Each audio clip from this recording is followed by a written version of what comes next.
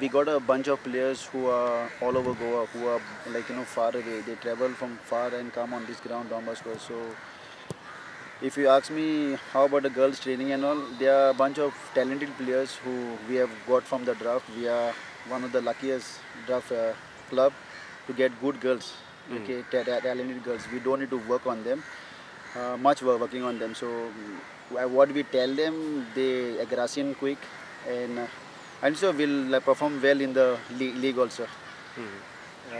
Training sessions, if you ask me, whatever we are trying to do is all the grassroots level training, like how to receive the ball, how to pass the ball. This is what we have trained for 3 days now. And coming days we'll try to shape the team with we are trying to play 4-4-2 formation. So we'll shape them well to give a good fight for the rest of the clubs.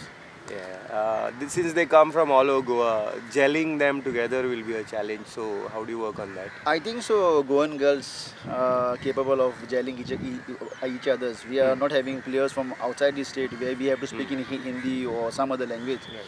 If you tell them in English or Konkani, they get in quicker because they have played for their schools, their club. I mean, for state also. So I don't think any difficulties will come in there.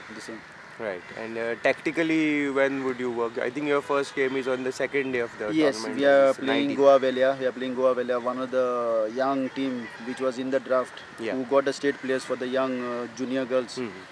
They are going to give a good fight, so we are looking for the So challenge. you know tactically how all the girls yeah, because most of the girls we see when they play for the school tournaments, we try to scout them. We try to go and see games, so we know what these girls are also. So I think so it's going to be a good fight and it's going to be something nice for Goans to see also. Thank you very much. Yes. All the best. Yeah, thank you.